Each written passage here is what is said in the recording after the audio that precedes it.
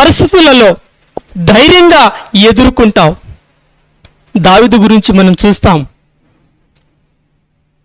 తన భార్యను, తన పిల్లలను, తన కలిగిన సమస్తాన్ని శత్రువులు వచ్చి తీసుకుని వెళ్ళిపోతారు. తను వచ్చి చూస్తే అక్కడ ఎవరు ఉండరు. తను ఎంతగా ఏడ్చినాడంటే శక్తి చాలనంతగా ఏడ్చినాడు. ఏడ్చి దేవుని దగ్గర అడిగినాడు, దేవుని దగ్గర కనిపెట్టాడు, దేవుని స్వరము విన్నాడు. దేవుని బట్టి ధైర్యం తెచ్చుకున్నాడంట, మనుషులను బట్టి కాదు. ఇదిగో నాకు సైనికులు ఉన్నారు, వీళ్ళే నా ఆధారమని అనుకోలేదు. నాకు డబ్బు ఉంది కాబట్టి ఈ డబ్బు నాకు ఆధారమని అనుకోలేదు. ఇదిగో నేను ఒక రాజుని, నాకు వైభవం ఉంది కాబట్టి ఈ పదవి నాకు ఆధారము అనుకోలేదు. ఒక మనిషిని ఆధారము చేసుకోలేదు దావీదు. ఒక సైన్యాన్ని ఆధారము చేసుకోలేదు. ఒక డబ్బుని ఆధారము చేసుకోలేదు. తన పలుకుబడిని ఆధారము చేసుకోలేదు. కానీ దేవుని ఆధారము చేసుకొని దేవుని బట్టి ధైర్యం తెచ్చుకున్నాడు. కానీ సైన్యాన్ని బట్టో కాదు, దేశాన్ని బట్టో కాదు, మనుషులను బట్టో కాదు. ఎందుకు? రాజుల ముఠ కంటే, మనుషుల ముఠ కంటే యెహోవాను ఆశ్రయించుట మేలు, దేవుని ఆశ్రయించుట మేలు కదా.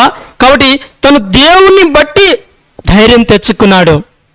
తన భక్తి, తన పూర్ణ హృదయంతో శక్తి లేనంతగా ఏడ్చి ప్రార్థన చేయడం, దేవుని కోరుకోవడం, నువ్వే నాకు సర్వం, నువ్వే నాకు స్వాస్థ్యం, నువ్వే నాకు బలము, నువ్వు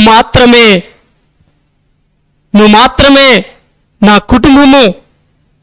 పట్టుకొని పోయారు శత్రులు. వాళ్ళ శత్రువుల చేతుల నుంచి విడిపించి తిరిగి ఇచ్చి నన్ను నడిపించి నా జీవితాన్ని, నా కుటుంబాన్ని కట్టే దేవుడవు నువ్వు మాత్రమే అని దేవుని మీద దృష్టి పెట్టి, దేవుని మీద ఆశ కలిగి, దేవుని మీద ఆనుకొని శక్తి లోపం లేనంతగా ఏడిచి దేవుని బట్టి ధైర్యం తెచ్చుకొని వెళ్ళినప్పుడు, దేవుడు తోడే ఉన్నందుకు అడుగుపెట్టిన స్థలంలో దేవుడు జయమిచ్చినాడు. తిరిగి శత్రులను ఓడించి వారి చేతిలో నుండి బహుక్షేమంగా తన భార్యను, తన పిల్లలను, తన ఆస్తిని, తనకు చెందిన సమస్తాన్ని తిరిగి పొందుకున్నాడు. హల్లెలూయా. ఈ రోజున పోగొట్టుకున్న సంవత్సరాలు, పోగొట్టుకున్న మేలులు, పోగొట్టుకున్న దినాలు, పోగొట్టుకున్న పవిత్రత, పోగొట్టుకున్న యథార్థత, పోగొట్టుకున్న సాక్ష్యము, అది ఏదైనా కావచ్చు. ఏ దీవెనలు అయితే పోగొట్టుకున్నావో, ఏ స్థితిలో అయితే దిగజేరిపోయినామో, మనస్ఫూర్తిగా దేవుని దగ్గరికి వచ్చి దేవుని మీద ఆనుకొని, అంటే ప్రభువా ఇదిగో నువ్వు ఇచ్చిన నా ప్రాణం, ఆత్మ, శరీరం, నా భవిష్యత్తు, నా జీవితం నీ చేతుల్లో పెడుతున్నా.